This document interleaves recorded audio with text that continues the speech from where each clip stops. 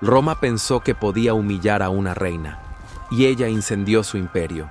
En solo unas semanas, más de 70.000 romanos fueron masacrados. 3 ciudades ardieron hasta los cimientos, y el imperio tembló ante una mujer. Esta es la historia de Boudica, la reina celta que desató la furia de una nación. Una corona entre cadenas. Año 60 después de Cristo.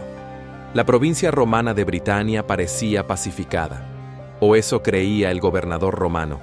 Los romanos habían conquistado el sur de la isla, pero los pueblos celtas jamás se rindieron del todo. Entre ellos, los Icenos, una tribu poderosa, gobernada por el rey Prasutago y su esposa, Boudica. Una mujer de cabellos rojos como el fuego, alta, feroz y adorada por su pueblo. Prasutago, queriendo proteger a su familia, había hecho un trato con Roma. A su muerte, la mitad del reino pasaría al emperador Nerón y la otra mitad a sus hijas. Pero Roma no cumplió. Al morir el rey, los romanos lo consideraron una excusa para ocupar todo. Entraron a sangre y fuego. Boudica fue azotada. Sus hijas, violadas públicamente. No fue solo una afrenta personal. Fue una humillación nacional, y la reina juró que Britania ardería. El fuego de la venganza. Boudica no estaba sola. La rabia por años de abusos se había acumulado como pólvora.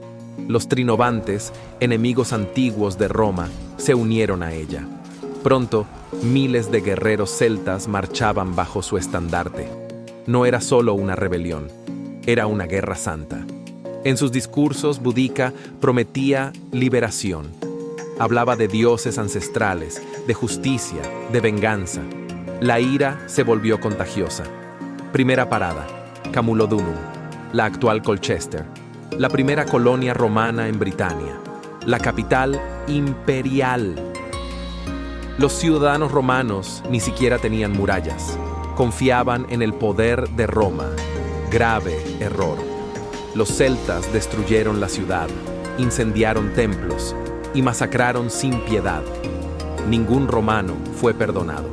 Roma tiembla. La noticia de la masacre en Camulodunum cayó como un rayo sobre Roma.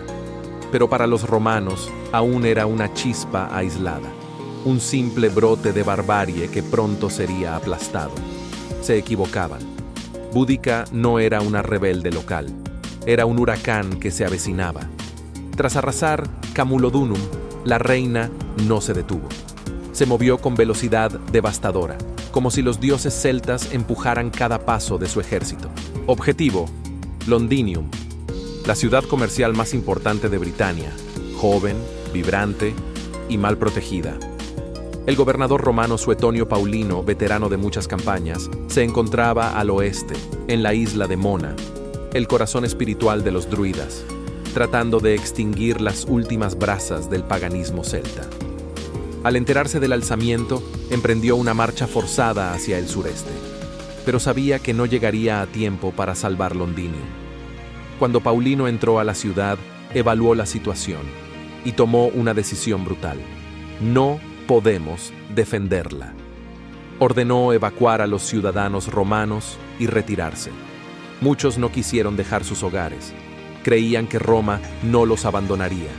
Pagaron el precio. Días después, los estandartes de Boudica aparecieron por el horizonte. Su ejército era ya una marea humana.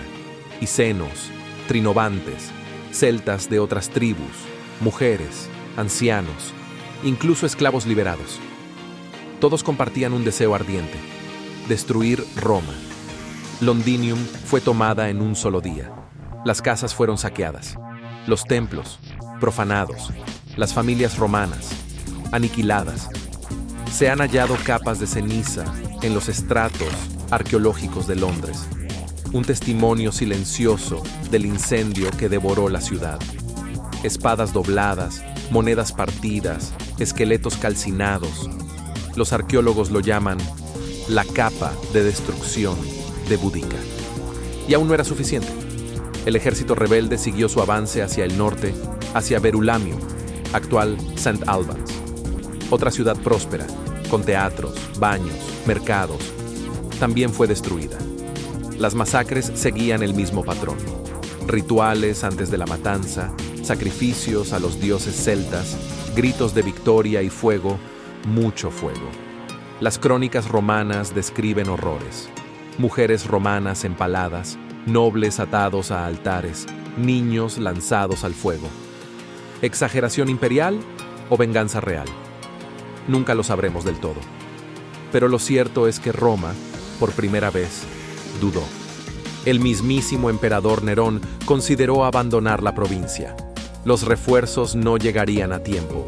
Las legiones estaban dispersas y los dioses parecían estar del lado de Boudica. ¿Te imaginas el terror en los ojos de un imperio que creía invencible? Si este tipo de misterios históricos te fascinan tanto como a nosotros, suscríbete al canal y únete a esta travesía por los secretos del pasado. La historia apenas comienza. La batalla final. El imperio estaba herido, pero no muerto.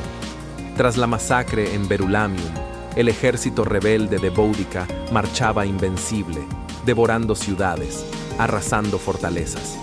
Su ejército ya no era solo una coalición, era un torrente de sangre y fuego que había paralizado a la provincia. Pero ese avance brutal tenía un costo. El ejército celta era ahora gigantesco y desorganizado. La disciplina se disolvía en el fervor.